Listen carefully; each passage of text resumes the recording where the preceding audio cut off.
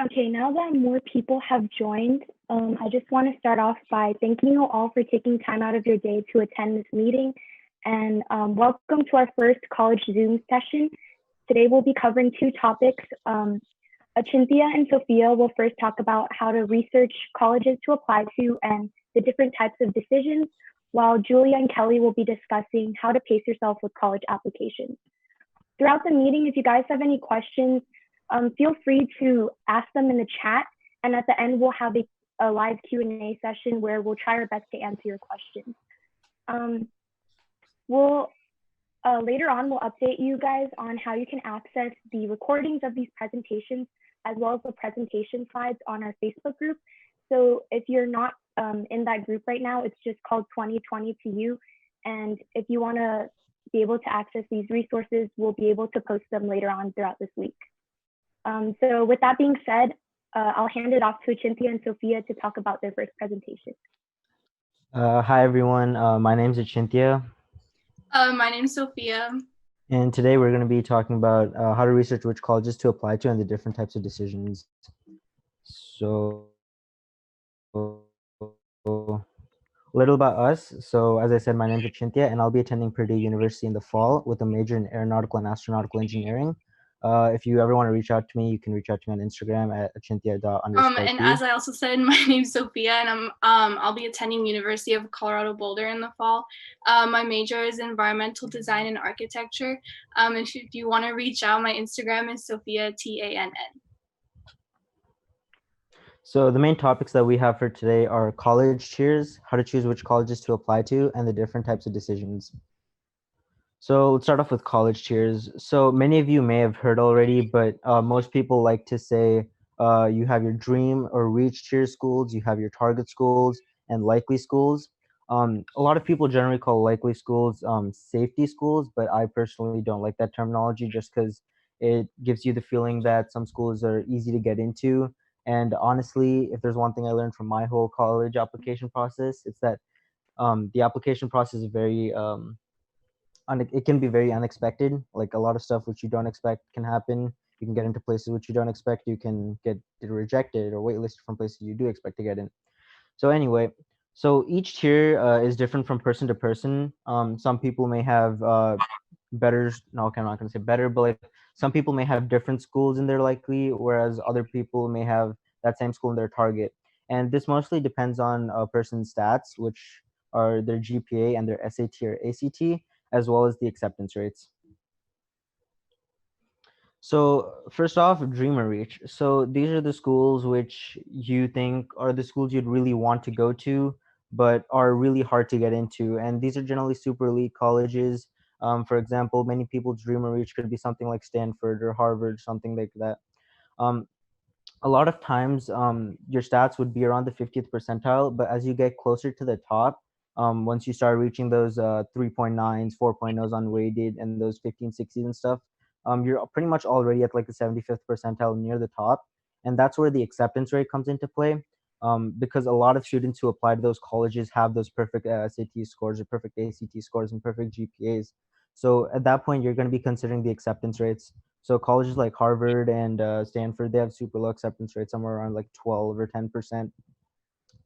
And next we have your target schools. These are the schools which you have a pretty good chance of getting into. So your stats would most likely be around the 75th percentile. And generally these schools have a pretty good acceptance rate, somewhere between around like 30 and I'd say around like 30 to 60 maybe.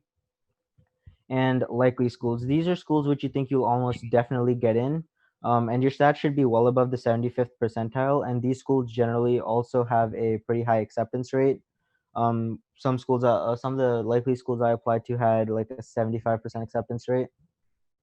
But one thing to keep in mind when you're making your college list with the tiers in mind is that if you're applying to competitive programs, the admissions will be a bit more difficult. Now, I did say engineering, however, that's a broad generalization just because in general, engineering schools are harder to get accepted into and they require higher stats. However, that isn't to take away from anyone else's major. For example, if you apply to a competitive program at a competitive school, for example, like a good business program at a good business school, I know like I use a good business school. then their admissions for business is going to be more difficult. And the same thing goes for competitive like 7 or 8 year programs, which are like integrated programs, which are even harder to get into. Um, yes, that's just something to keep in mind. So like the major and like the program you're applying for definitely plays a factor in your chances for admission. So creating your college list. Now this is almost personal, completely based on personal preference. I've heard people who have applied to 8 colleges. I've also heard people apply to 28 colleges. So it's really broad. But I'd say a good number of colleges, somewhere between 9 and 17. And it's really your personal preference. You can apply to as many as you want, but one piece of advice I'd give you is make sure that your list is balanced. Now, you don't want to have 9 dream or reach schools because that's not going to end well. But you also don't want to have 9 likely schools because then you're not testing your chances. So make sure you do apply to a couple of likely, but also test the waters, see how high you can go, see if you can get into your dream or reach schools, and make sure you have a couple of targets just as a good, not exactly backup, but like a good option. And so the factors which I've seen from like most of my friends and how they've chosen which colleges they wanted to apply to. So these are like the 6 main factors we'll be covering, and it's really once again based on personal preference because everyone's college choice and what they look for in a college is not going to be the same as another person's. So consider which factors are most important to you and what you want from your college experience. Okay, so some things that you might want to consider when choosing which colleges to apply to is the location and climate. So when I say location, it means like how far away from home is it? Like, is it in state or is it out of state?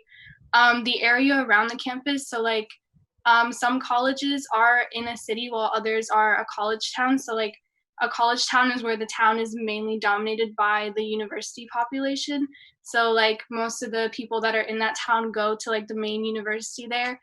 Like Cal Poly Slow, for example, is a college town. It is in a college town, while like NYU is like in New York City. It's in the heart of the city actually. And like when I say climate, it's more like, are you someone who's more of like a warm weather person or cold weather person, or like a mix of both? Like for me, Boulder is like a mix of both actually. So they have like cold winters and like warm summers. So that's something that I like personally took into account, and when I was making like my decision which college to apply to. Yeah, next slide. So some of the differences between in-state and out-of-state is if you choose to apply in-state, if you eventually decide to attend a school in-state, it does save you money because out-of-state can like tuition can be costly. And if also like you're not ready to leave home yet and you're not ready to be that far away from home, you can visit home more often and still like receive support that you need. And also like you are already familiar with like the climate and weather like of California, so it's not really that big of an adjustment. But out of state is more of an adjustment as you have like a change in scenery, climate, culture, and you can also gain a lot of new experiences because you are learning like how to support yourself far away from home, and it can prepare you for challenges that you may experience like in the real world and like after college is over. Next slide. So also things that you might want to consider is like the type of school and campus life.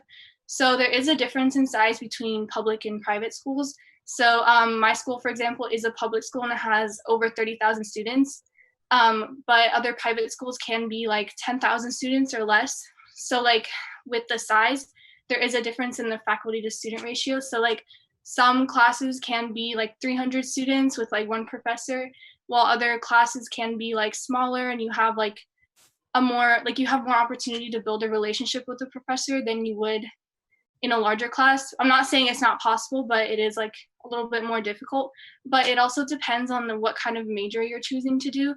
So like I'm doing environmental design, so my classes start off as large, but once I get more into like the architecture focus of my major, my classes do tend to like become more narrow and like focused. Um, there's also campus life, so like clubs, if like the university has clubs that you might be interested in doing, and like stuff that you're passionate about. Also sports, like if you play a sport and you like might want to play a sport in college, it's also like a great way to meet new people and like just like enjoy what you're doing. Greek life, so like fraternities and sororities, like if you're interested in that. And also campus aesthetics, so meaning like what the campus looks like, and um, if it's something that like if it's a place where you could see yourself at, that's also you might want to consider. So next we have academics. So I know a lot of people have different ways on how they like measure how good academics are at a place. So the first thing and the most obvious thing which everyone considers is rankings. So now you got to take rankings with a grain of salt. Now obviously rankings are positive, I guess. Like there's something to be considered. For example, if your school is like in the top 10 or something, then that's really good. However, it's not the only thing that should affect how you view a college's academic program. For me, example, I was considering different colleges, and they were all ranked within the top 10. And my one, and honestly, like just based off ranking, like I would have been okay going to any of them. But like looking more into like what they offered and stuff, I realized that some of the colleges offered more specifics or more specificity in certain fields of my major, whereas the college I'm attending now has more breadth in terms of the classes offered and the stuff you can do. So definitely look at the rankings, but also dive deeper into what else your school offers. Like look at the breadth of their classes, look at their research and other stuff like that, which I'll get into later. Next, the availability of specialized programs or majors. So a lot of people apply to very niche majors which you can't find anywhere. Personally, I'm also one of them. Aerospace wasn't something I could find in every college, so that definitely helped shorten my choices. But that's because I applied aerospace everywhere. I know some people who apply to one major at each school. Like, I mean, they apply to a different major at every school. So if you find something interesting like that, then that's also something to look for. And there's always your specialized programs, for example, like your BSMD, which is like a 7 or 8 year integrated med program. You have those, and then you have your dual degree programs, and I know a lot of people are interested in those because of basically how much clout it gives. So those are also something to look for if that's what you're searching for, I guess, from college. And finally, direct admission into majors versus pre-major. So some colleges have or basically some colleges admit you into a pre-major your first year, and a lot of people say it's a weed out process to basically weed out people who the college thinks aren't smart enough for the major. And I know a lot of my friends personally weren't into that competition the first year, because basically you're competing with all your fellow classmates for that position or like for that spot in that major. So some schools admit you into your pre-major, while other schools directly admit you into your major from the first year. So you got to decide, like, is everything else worth me trying to, or worth me risking the chance of not getting into my major the first year and stuff. Next, we have job placement and career-related resources. So personally, I think the job is the most important thing you get after college, because let's be honest, isn't that what everyone's working for? Isn't that what we're all grinding for? So the first thing you want to look at is the job placement after graduation. So this information you can find on the college's website. For example, I found Purdue's on their website, and basically it tells you what percent of graduating students will have a job straight out of graduation, what percent of graduating students are going to continue higher higher education, and what percent of students are job searching, and what percent of students are applying for higher education. And so that's something to take into account. I know most colleges it's pretty good, but then for some colleges it might be a bit lower, and if that's something that concerns you, then maybe you should look into that. Next, internship and co-op opportunities around campus. So generally, when you're in college, you do internships and co-ops generally during the summer, or you take a semester off because of how time-consuming internships and co-ops can be. But I do know some people who do internships during the school year, and personally, for me, I can't do that because Indiana has very few stuff around my school, which are related to my major. However, I know if I was in a different location, I'd have a better chance, or in certain locations that have better chance because of the opportunities that would be available around campus. So if you think you'd have enough time and you'd want to try to get an internship during the school year, then maybe look at where the location is. Next, research opportunities and research fields. So personally, I was super interested in research, and I know a lot of my friends want to get into research once they go to college. And so I basically knew what I wanted to do research in. So when I was choosing which colleges I wanted to apply to, I went through their research, and I found that some of the schools that I actually really liked didn't have the exact research field that I wanted to do, and or more specifically, they had a really small lab or something like that. And personally, I want a bigger lab with more funding so that way I can hopefully get paid as an intern, and also basically stay longer in the lab and really get a lot of experience from the lab. Next is career help. So most colleges have a career center or something of the sort, and they almost always offer the same advice, which is like resume help, finding jobs and internships, tips for interviews, and stuff like that. However, it's always good to do research into the career center and see if they offer anything unique, or they're offerings, or they don't offer something that most other places do, because those are always really helpful. And I know a lot of people don't utilize the career center or whatever it's called at school enough. And next we have technical clubs, resources, and networks.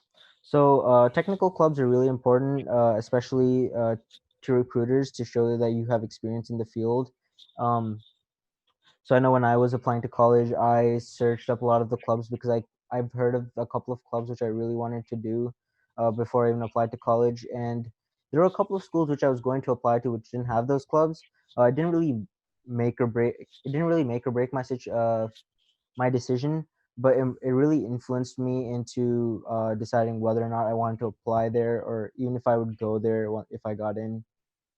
So that's something to keep in mind if you think that's important. And then resources and networking or networks. So obviously, once you get into a school, you should tap into the alumni network.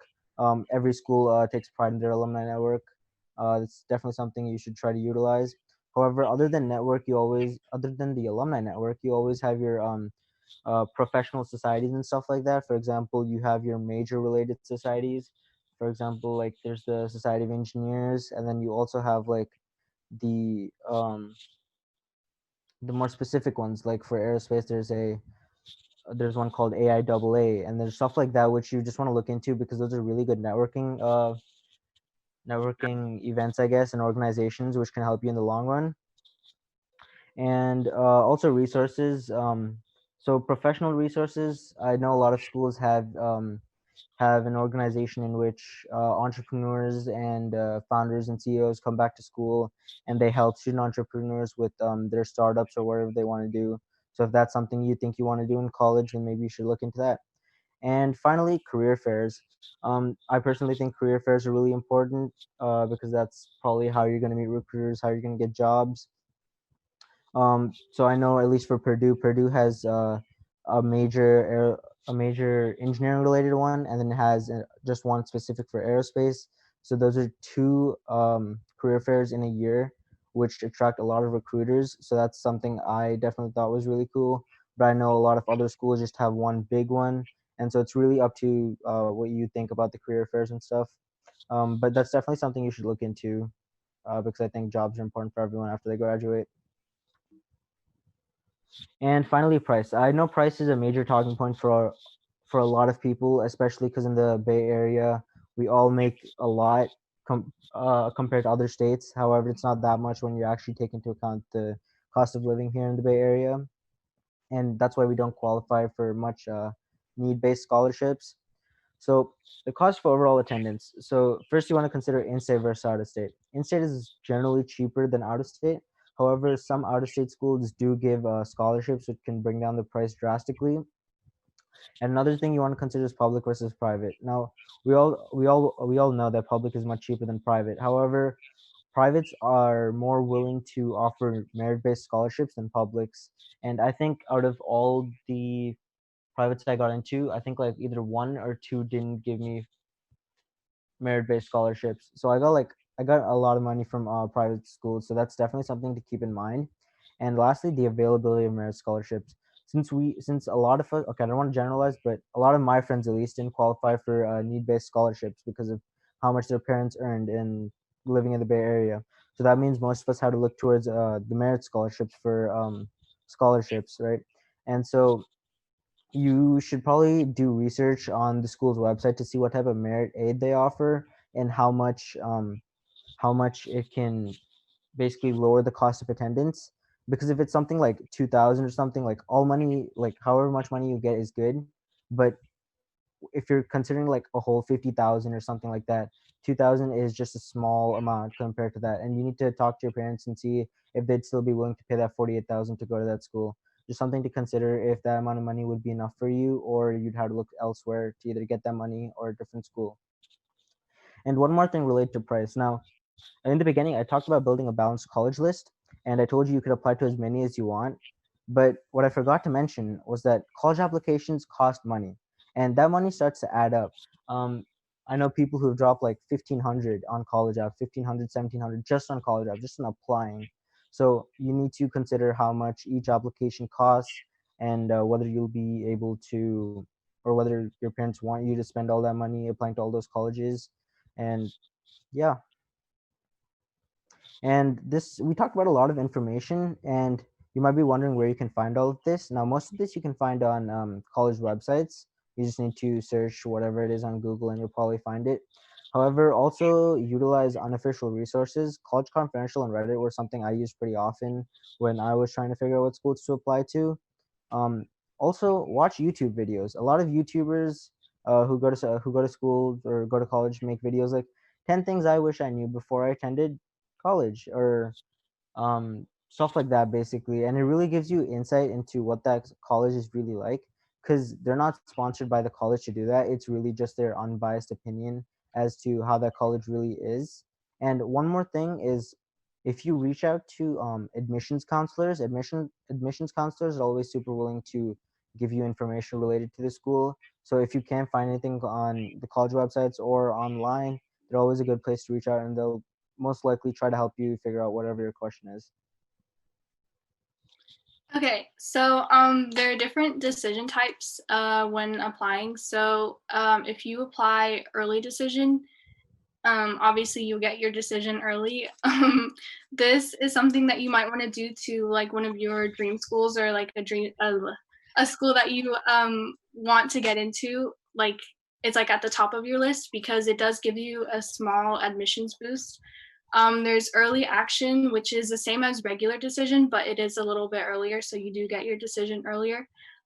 There is restricted early action, so this means you can only apply early action to one private school, but you can still apply early action to other public schools. So, and then there's regular decision, which is what I did for most of my schools. You just get your decision when everyone else does mostly. And then there's rolling decision, which is when the deadline to apply can be late in the summer.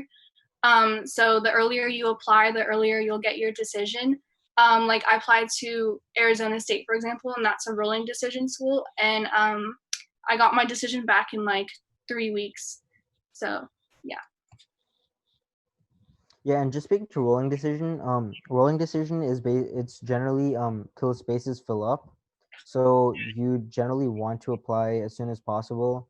And also, like, how long it takes you to get your decision also depends on how early you apply. Because I applied to a school in early October, like the first week of October, and I got my decision back within a week. Whereas other people I know who applied to the same school got theirs in 2 weeks or longer. So it's just something to keep in mind if you're on the edge about applying to rolling decision. Make that decision quick, because if you want to get your decision back earlier, then you should probably apply earlier. And you don't know if they're going to run out of spaces, which probably won't happen. But if it's towards the end of like the admissions period, then just something to keep in mind. And yeah, that's the presentation. Thank you for listening. And now I will hand it over to Julia and Kelly, I think, for the next presentation. I'm going to share my screen right now. Okay.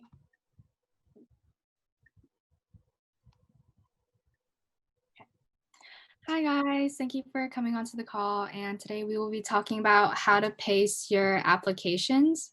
So my name is Julia. I will be going to Chapman University as a strategic and corporate communications major. And if you want to contact me, my email is juliahuang at 2020@gmail.com, or you can DM me on Instagram. I'm Kelly, and I'm going to UC San Diego for cognitive science for machine learning and computation. And these are just my handles and contact information. So when you're applying to college, generally the earlier the better. Starting earlier is also really good, but there's no reason to rush. But this year, for the incoming seniors, essays will matter a lot more. So it's actually best to start pretty early. Next slide. So first, you want to organize all your information. You want to make a spreadsheet. When you're making a spreadsheet, of course, you have to first list out all the colleges on your spreadsheet, and you want to label your columns with the application platform, which is like Common App, Coalition, UC, etc. And you also want to put the deadline.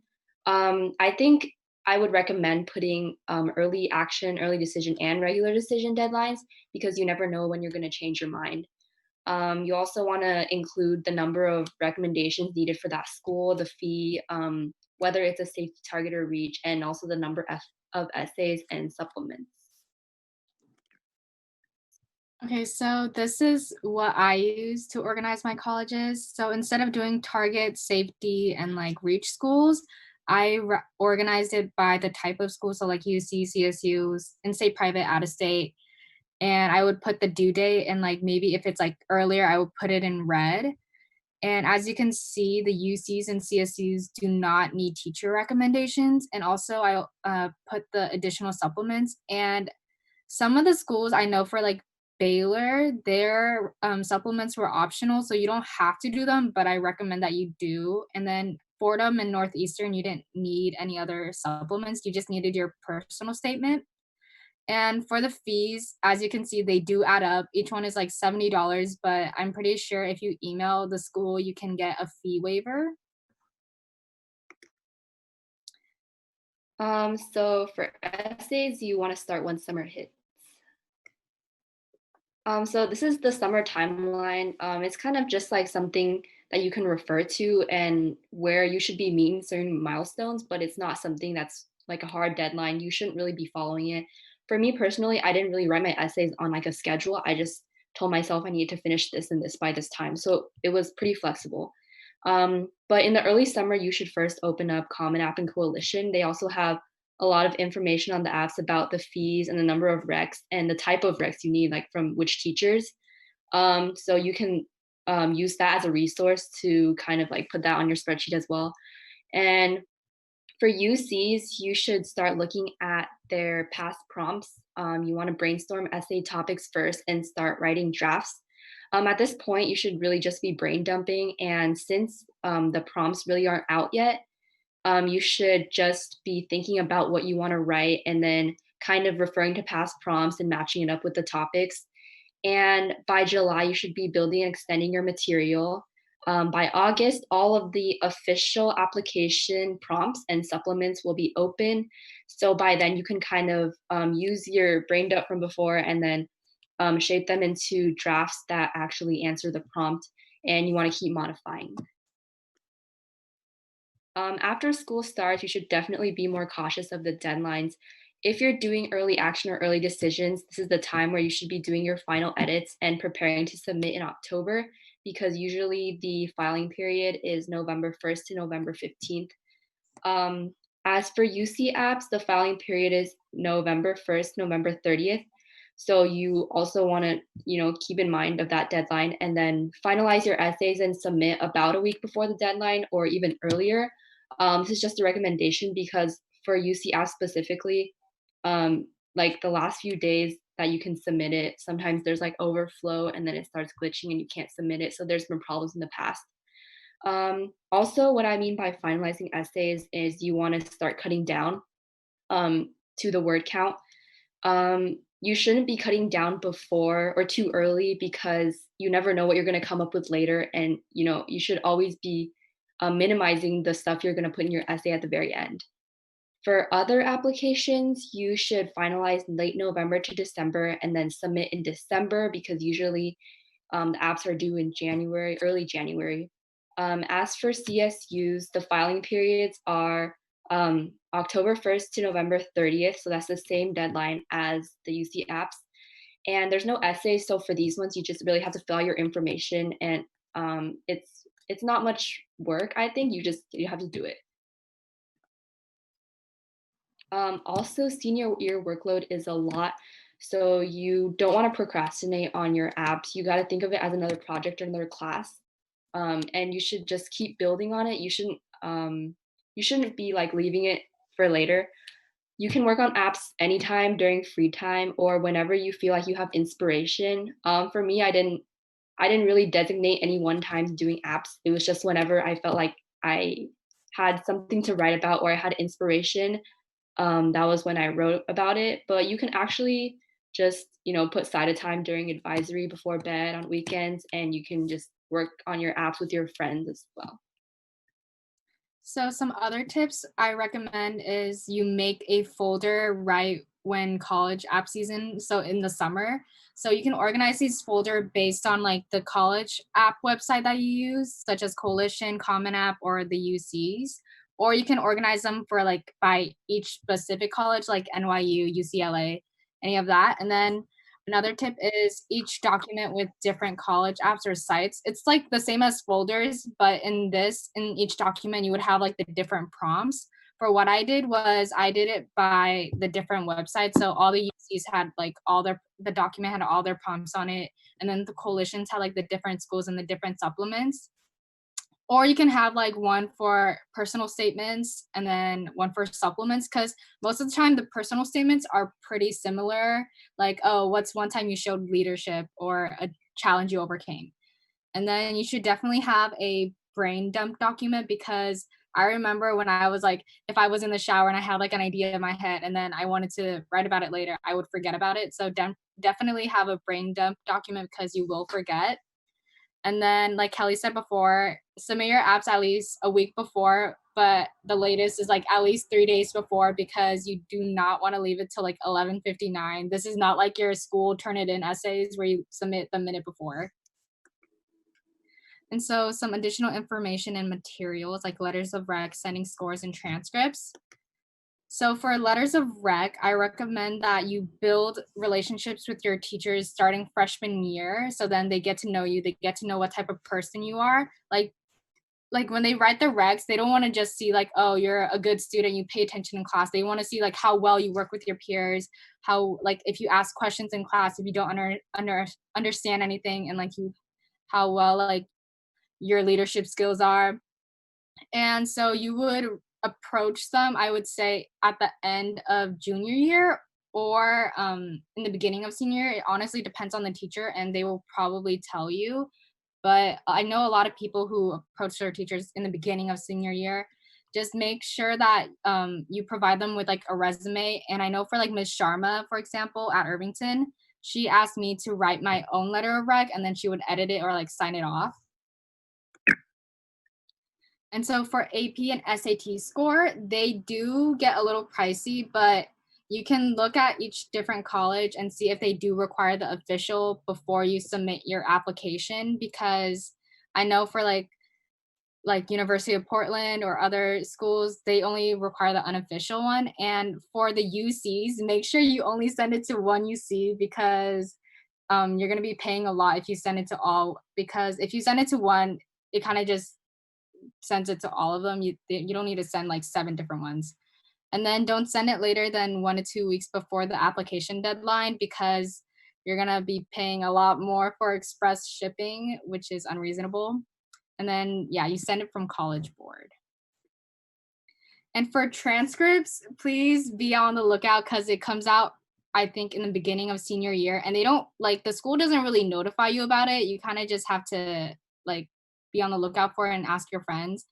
And so at Irvington, we had request forms, and there was like a $10 fee for your transcript, which you had to purchase at the Viking vendor. And basically it tells you like what schools you're probably going to apply to. You have to do a Google form, and then you turn it into your counselor. and she sends all your first year semester transcript and your mid-year transcript. And there's two different forms. So there's one for the early decision deadline if you're going to apply to early decision schools, and one for regular decision deadlines. So if you're going to do like regular EA, then you're going to have to fill out two forms probably. And then you have to send your final transcript yourself. So at Irvington, you're probably going to have to go to the registrar, but because of Corona, I know this year seniors are doing it on a website called Parchment. So yeah. Thank you. Any questions?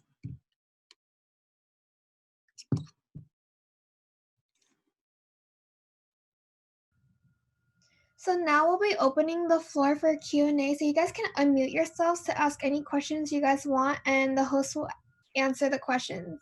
Or you guys can just type in your questions into the chat, and then we'll read it out loud to the host to answer.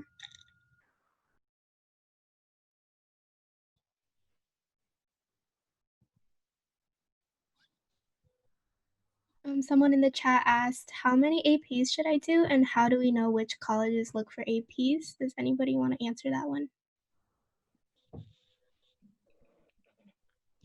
I can try to answer that, I guess. To be honest, there's no really right answer. I've talked to a lot of different college, actually people who read the admission, like the college admissions officers, and it's really subjective because like they want to see that you're challenging yourself, but if you're not getting good grades in them, then there's no point in taking the class, right? So you don't want to end up taking APs in like classes you don't really need if you know that it's going to bring you down or not allow you to spend enough time on the other stuff that you want. Personally, I only took 2 APs junior year and 2 APs senior year. And coming to which classes, it's really about what you're interested in.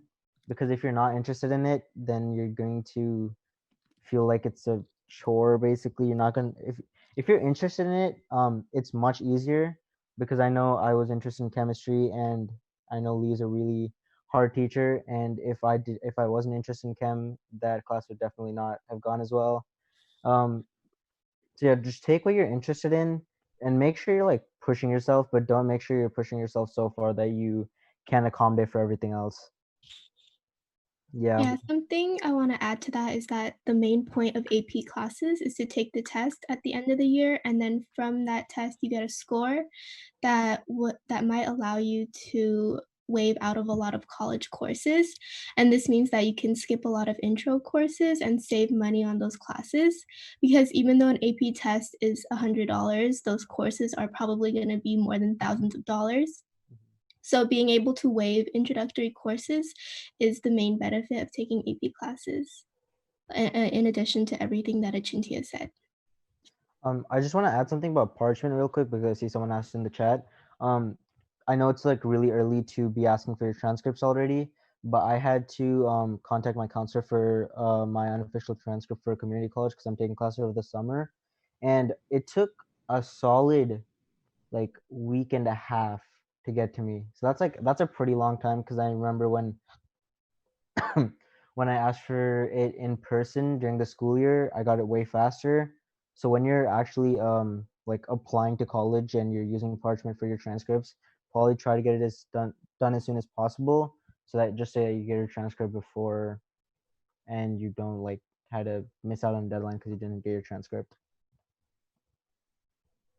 Also for APs, I'd like to add something that Achintya said too, where only take the ones that you're truly interested about or are more like career oriented, like based. Like I know a lot of people who already knew that they wanted to go down the pre-med route. They were taking bio and chem and basically like more of the sciences. I unfortunately made the mistake of taking AP chemistry despite myself wanting to go into pre-law. And it was a huge mistake because I found myself failing the first semester. And I feel like if you are thinking about taking an AP, consider how much time and effort you'll have to set aside in order to focus on that and to do well, because you don't want to take an AP and end up not doing well. Like the purpose is to show like that you can, you are able to understand like at a college level, I guess, like the classes. So I could have taken AP US History my junior year instead, but I decided not to, and that's one of the main regrets I have of high school. And just to add on to that, now, okay, if any counselors are in this, which I don't think they are, I'm sorry, but like, no offense, the counselors at Irvington are really bad because I know they've pushed a lot of my friends down the wrong path. And basically, listen to yourself, because in the end, you're the one taking the classes. It's not the counselors. And talk to upperclassmen and people who've already taken the class. Ask them how much time it is and stuff, how much time it takes and stuff like that. Because even if you get an easier teacher, you always want to prepare yourself for the worst case scenario. Like, suppose, I don't even know. Actually, I'm not gonna go there, but like, just prepare yourself for the worst case scenario, because you never know if you get the harder teacher or the easier teacher. You get the harder teacher expecting the easier teacher, you're gonna waste a lot of time and you're gonna be really stressed out. So just make sure it's what you want and not what your parents. Okay, if your parents want it, try to talk them out of it, but like, just make sure it's what you want.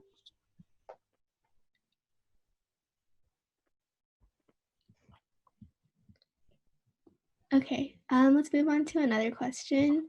Someone asked in the chat, how should high school students prepare for college each school year, or in what ways? And what regrets about not preparing before senior year do you have?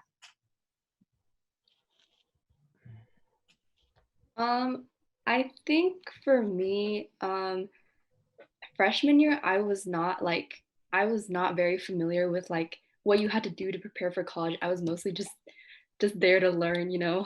But like after talking to my friends and everything, I kind of realized that like, you know, I really need to get myself like ahead. So then freshman year summer, I went to a summer camp, and it was like about like teaching, and it was teaching little kids internationally.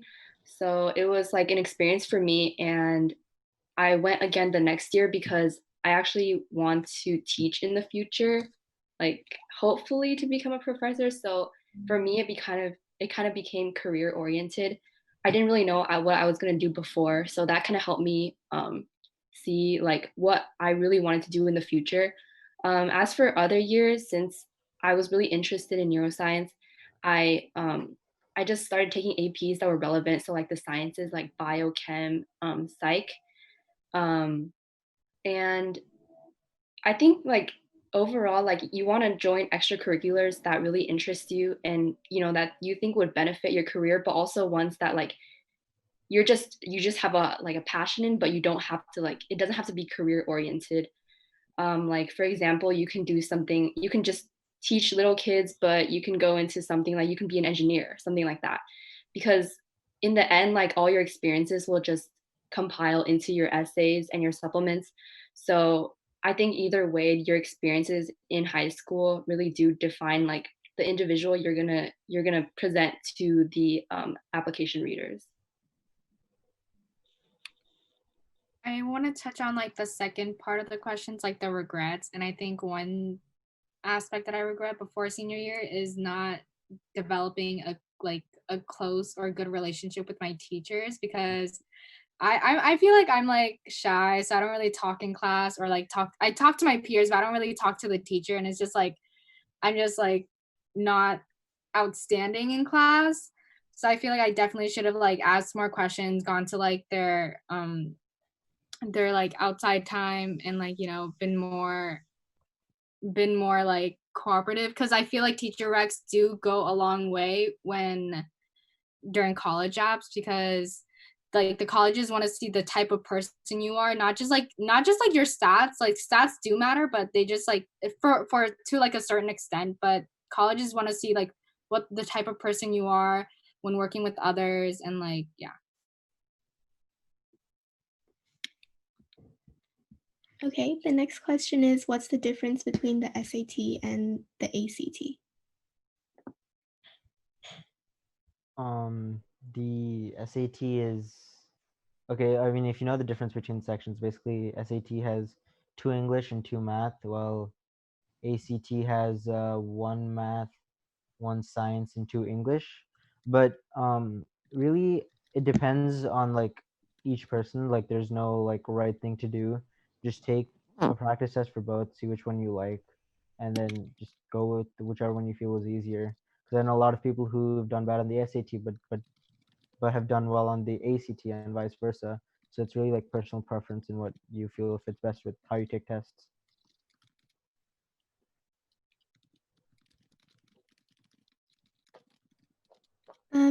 The next one is, can you please explain the differences between early decision, regular decision, and rolling decision, and the different benefits they provide again? Okay, I can this one, I guess. So early decision, they generally have early deadlines and they are binding, which means that if you get in, you are basically committing to that school and telling them that you will go there if you get in.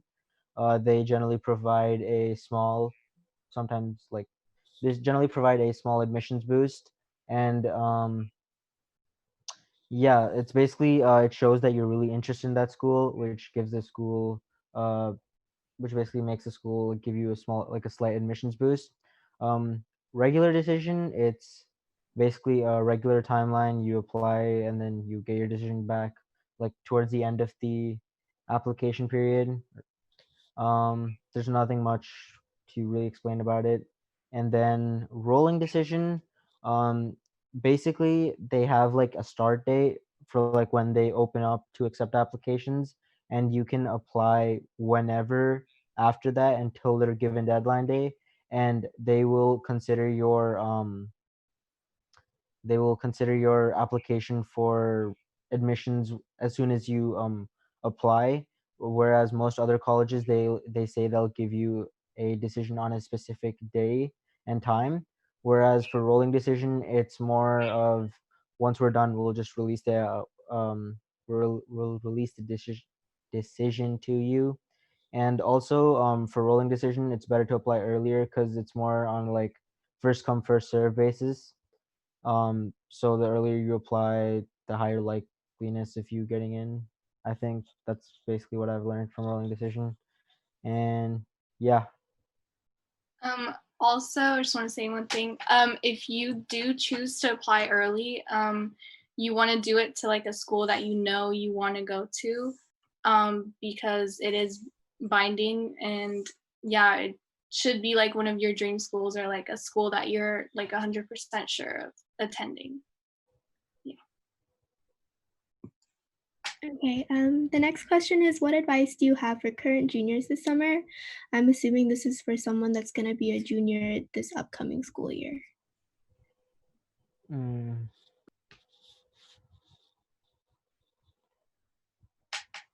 There's a lot of stuff to cover, but it's probably going to be very different for you considering how coronavirus is changing how schooling is done and stuff, and how SAT and ACT aren't required anymore.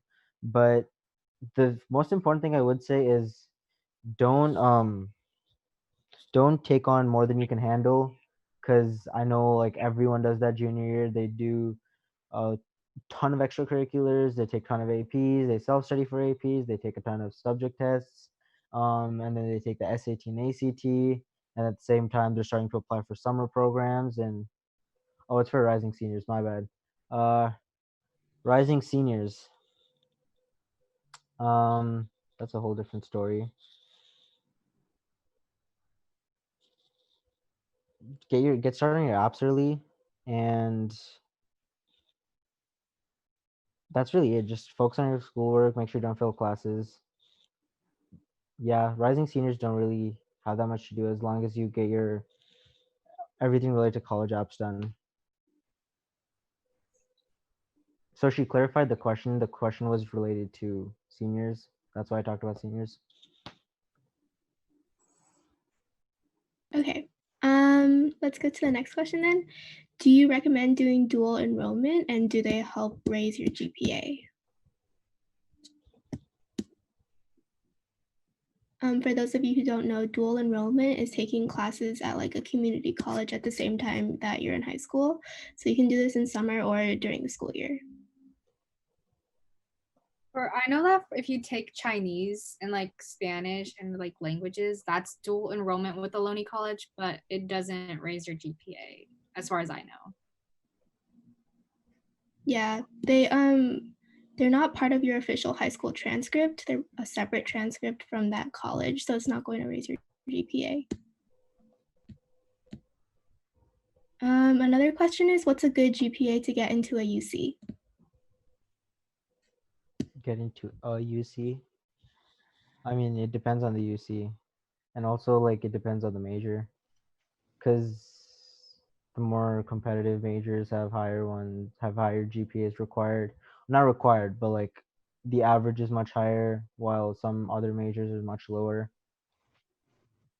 And to be honest, there's no like it's like a very case by case basis, because each UC has like a different average GPA, and then in each UC, each major has like a different average GPA.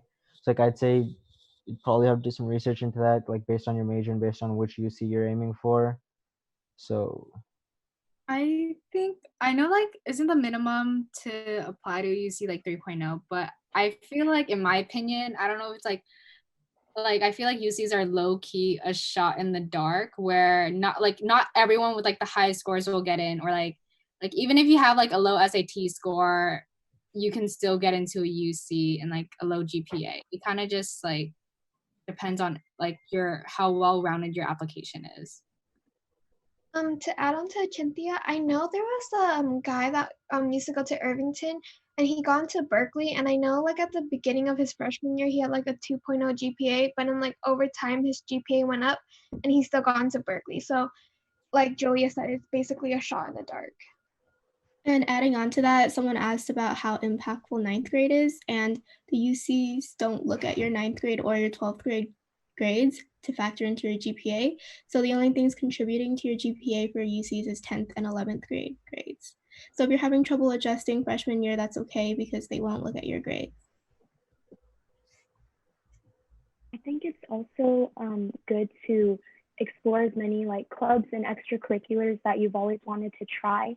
And I'm not saying like load yourself with all of these extra things, but do your best to like get out of your comfort zone and try new things and stick to the ones that really interest you and that you're really passionate about, and the ones that you really want to devote your time to, because you don't want to be doing so many things and not being able to give your best quality of work or time towards these separate activities. So even if you don't have that many activities, but you are devoting a lot of time and gaining more experience in them, I think it will show, especially if you're able to talk about them in your college essays.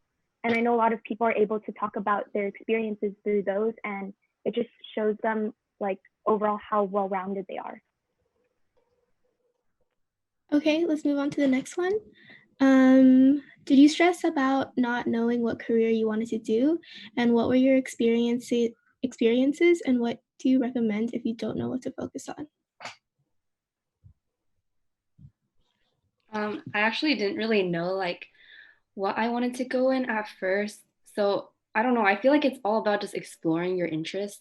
I didn't really know what I wanted to do until like junior year. Then I was pretty sure. But even after junior year, it changed a lot. Like for my majors, like I was gonna go into neuroscience, and then I was like, oh no, I want to do engineering, and then like no, I want to do cognitive science. So honestly, everything is still an exploration. You're not expected to know what you want to do. Um, there's still an option for colleges that say that you can be undeclared. I don't really know the benefits or the drawbacks of that because I didn't do that. But honestly, colleges don't expect you to know what you want to do. And even in college, there's a lot of people that change their majors. Um, so in college is when you kind of figure out things. In high school, your resources are really not as, there's not as much resources, and you don't have as much freedom to take the classes you want and explore. So don't be too stressed about that. Like definitely try to find a direction to where you're going, and try to find extracurriculars that interest you and take classes that interest you and would help boost your application. But don't stress too much, because honestly, college is where you'll find yourself. Adding on to that, I also did not know exactly what I wanted to do. And I felt like the pressure around me, because it seemed like a lot of my peers already knew whether they wanted to go down the pre-med route, computer science. It's just a lot of STEM related things. And I felt like I needed to go down that field, especially because of my parents' jobs and what they were telling me. But I think the best thing to think about is when you're thinking about what you want to do in the future. you want to make sure that you're enjoying your job or your career path. You don't want to feel miserable and regret not choosing or exploring other things which you could have had more interest in. And it is good to think about like your how much money, I guess, like each job would like you'd acquire like through salary, I guess, but you also don't want to be doing something just for the money. You want to make sure you're passionate about what you do and that you enjoy it. Adding on to the or answering like the second part of the question, like whether you or how to find or figure out what you want to do. It's really just like exploring like the stuff offered at your school. I know some people try robotics and then they're like, yeah, robotics isn't for me. I'm not that engineering or CS type of person. And then that's just for engineering or CS and stuff like that. But like just find something in the related career field and just try it out. If you don't like it, then you don't like it, and that's one thing off the list of what you're not gonna do then. But honestly, like most people don't know what they're gonna do, and that's perfectly okay. You have a couple of years in college to figure out what you want to do, and it's really just about exploring your interests. So the next question is, how impactful are officer positions in clubs? And in addition to that, what programs or activities would you recommend to do during the summer, such as internships? How would you find a paid or unpaid internship or job?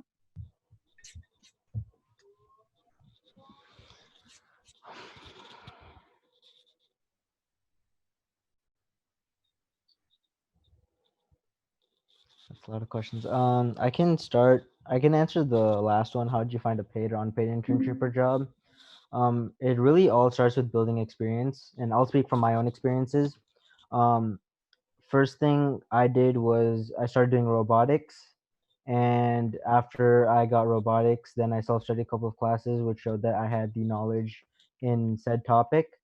And after that, I applied for a couple of internships and research positions my junior year summer, so the summer after junior year, and I got accepted to a research position. And I was also able to leverage one of my dad's friends into getting me a software engineering internship. So those are all experiences that I've had. And then this year I'm doing a project um, at another place, and that's also some more experience I'm building. So it all really starts with experience. Start small stuff you do at school. I'd say robotics if you're done engineering. But I don't know what you do for pre-med personally because I'm not into pre-med. Um, and then once you get that initial basically like foundation, then start going bigger, start building your resume, and then start applying to more places. And if you're lucky enough to find a paid one, then you get a paid one. But if you can't find a paid one, then unpaid one is still good enough in high school because you're still a high schooler. Don't forget that. And most people don't even get paid or not most people. Some people don't even get paid internships in college. So like if you can get unpaid one now, it's likely to increase your chances for a paid one in college. Now, other than like career related internships and jobs, you also have like your regular jobs, which are like working at restaurants and working at like the gym or stuff like that, and that's just applying wherever wherever there are positions available and wherever you think you can go or get to and from without a hassle, I guess. I'd also say that internships are more of a college thing than a high school thing. So if you can't find one, then don't stress about that at all. Um, for me, I never had any internships.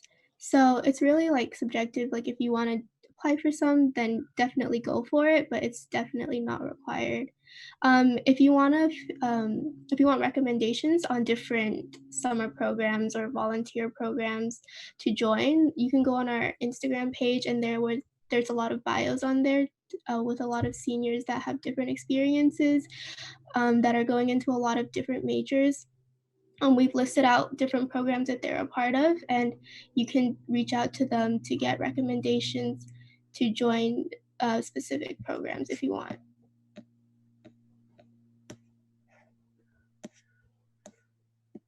Okay, the next question is, which type of classes are better, dual enrollment or APs?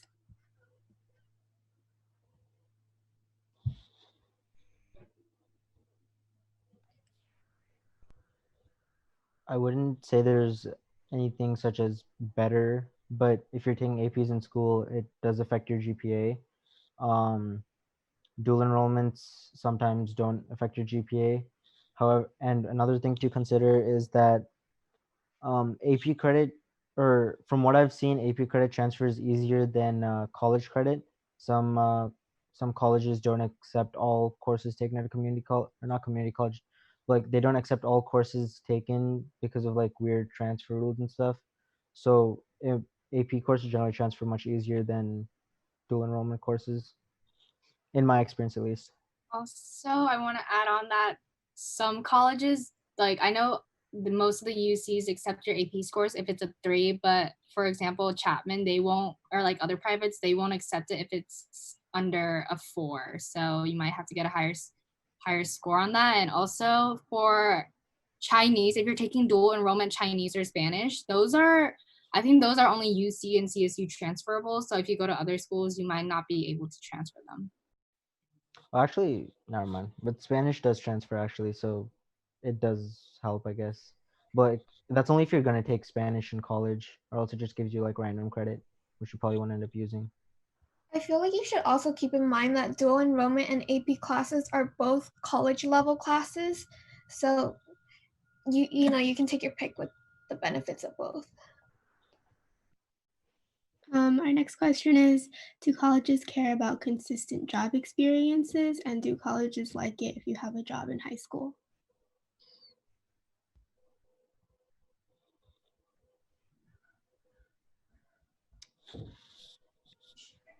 For jobs, I mean, I think it's good that you had a job for so long because it shows that you're committed to that company for so long. But it's not bad if you don't have a job. Like you could also be volunteering doing sports. Like not everyone has to do a sport, an extracurricular, and have a job. Like if you need the extra money, then you can take on a job. Yeah, jobs are basically just something else that you can add to your activities or extracurricular list when you're applying. But if you have a job that has actually had like a significant impact on your life or something, you can actually write about it in your essays. But other than that, I'd say if it's just like working at a boba store or something, which a lot of us do, it's good to do, but you'll just be adding that to your activities list. Does anybody else want to add to that? Oh, sorry. I think if you also like have a job at the same time as you're doing schoolwork, if you're doing well in school and also are able to maintain a job, it will show that you're able to balance multiple things going on and are still like succeeding academically. But don't let like jobs and like extracurriculars also hurt your grade at the same time. Like try your best to not procrastinate and find a balance between the two.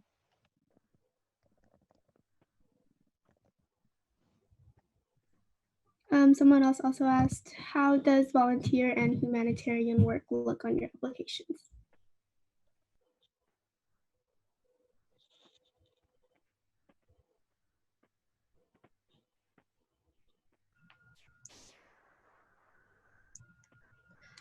I did a lot of volunteer and humanitarian work. Like I volunteered at the hospital.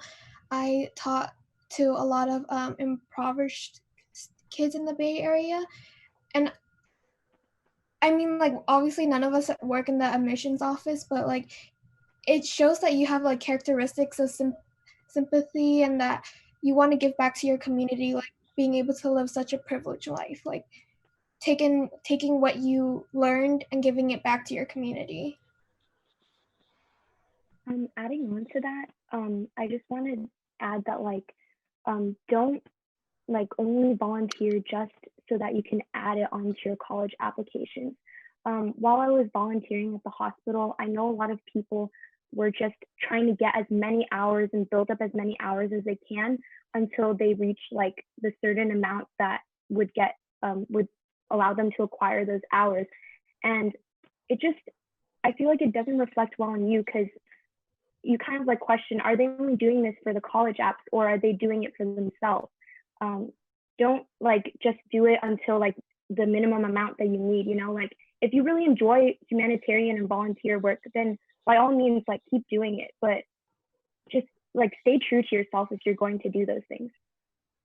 I also did a lot of humanitarian volunteer work, but I kind of feel like since like in the Bay Area, like I can't speak for everybody, but like consistently, like students in the Bay Area are pretty rigorous and we're also somewhat privileged. So I really think that volunteer service is the boost, but I think you really should enjoy, you should have a passion for it. I really loved volunteer work, so I went back for 2 more years after my first year. And I think I also wrote about it a lot in my essays because it really was a significant part of me. But also one thing about volunteer work is like, yes, it does like make you seem like, yeah, you are privileged, but you're also giving back to the community. But it's also like you're also a carbon copy of everybody else in the Bay Area. So how do you distinguish yourself? Like in your essays, you shouldn't, I think one point is like, if you're gonna talk about your volunteer work, you shouldn't really talk about like, oh, how like unprivileged these kids are, how much I help them. It's more of like how they learn from you and how you learn from them, and not like, oh, I gave them these supplies because I have these supplies. And you know, it really doesn't, I don't think it reflects very well on like why you did this work. Let's move on to the next question. How did you find which colleges are good for your particular major? I can talk about that. I did cover it in my presentation, but basically there's more than one. It's more than just the ranking. You need to look for what is actually important to you with respect to your major. For example, I know I was interested in a specific field within my major, and I basically looked at what opportunities I had related to that field in each college. So some colleges which I was going to apply to didn't have the same amount of opportunities in that given field, which kind of discouraged me from applying. Also, funding they get for research and stuff, because the more funding they have, the more likely they are to take you on as an intern. But also the more likely they are to do more like groundbreaking research, I guess, because they're getting that funding for a reason. Um, and then you also want to look at like the breadth of classes, because I know some schools have a very small program for certain majors, while as other schools have a much bigger program for certain majors. And yeah, there are a lot of things to consider, but it really depends on what you're looking for. And like I said, also like if you're looking for technical clubs related to your major, then you can look at those. Uh, but yeah, it's mostly just like consider the ranking, look at their funding, look at the classes they offer, and look at the research fields and see if you're interested in any of them, I guess. I would also say like it is important to see like what kind of classes you would take for that specific major, and like how well those classes will prepare you, like if you eventually decide to do, like if you want to get a job with that major and like with a degree. So yeah. Okay, the next question is, do accredited language courses transfer language credits if you took them in middle school instead of high school? And do you recommend taking accredited courses outside of college, outside of school, instead of taking language courses at school? I can speak on this because I took Chinese outside of school my freshman and sophomore years, and it was a really big help to me because I wanted to take the leadership class. I was a part of ASB, but if I didn't take language outside of school, I wouldn't have space in my schedule to also take ASB. So it really depends. If you want a space to take another elective, then go for it. But taking them at school, it's the same as taking it outside of school because you're still going to end up with the same credits. I also took Chinese in middle school at the same place that transferred my credits for high school, but while you're taking it in middle school, the credits do not transfer, but in high school they do. Does anybody want to add on to that?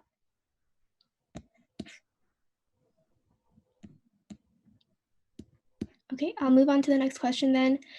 Do college essays make a big difference, and how can you stay away from generic essays and make yourself stand out? I feel like essays, I mean, like everything is holistic. So like all the scores and your standardized testing and then your recs and everything, like everything is considered. But I feel like if you're a junior, you know, at this point, like colleges, like you essays are the things that you have the most control over and also the most flexibility with. So yes, I do think they do make a difference. As for the second part of the question, um, I think I think like staying away from generic essays is just like being yourself because like even though you might think your story maybe isn't as interesting as your peers, like maybe your peers are doing some like great Stanford project or something and they made something really cool and you haven't really done anything or maybe you've just done clubs on campus, like your story defines you and nobody else has your story, so don't think your stories are boring. If you just stay true to yourself and don't like get caught up in like the homogeneousness like mix of like the Bay Area students and you know like being like the same as everybody else, I think you can make yourself stand out. Like I don't think you really have to try really really hard to like be different because in the end you are different. Trying to be different is just trying to be the same as everybody else. Also tomorrow we have a meeting on college essay content, and they'll delve more into the general prompts that are given almost every year.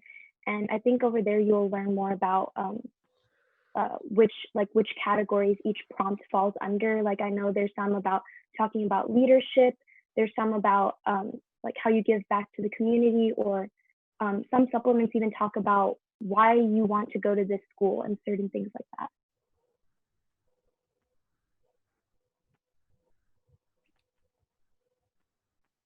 Okay, the next question is, how important is the third year of taking a language? If you can reach AP level of a language within 2 years of credits, is it recommended to start a new language for just a year to get that third language credit?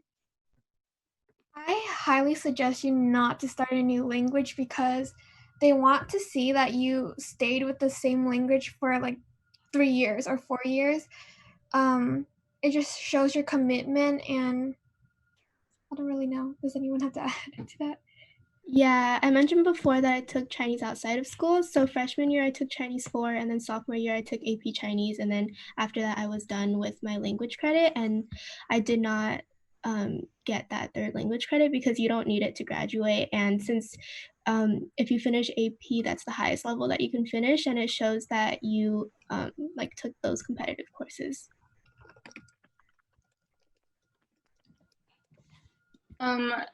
Yeah.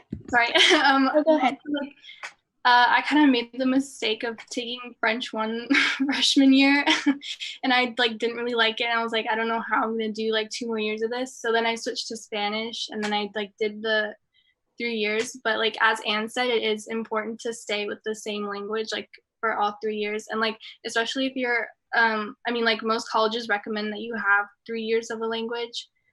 So it is important to complete all 3. Yeah. Does anybody else have any more questions?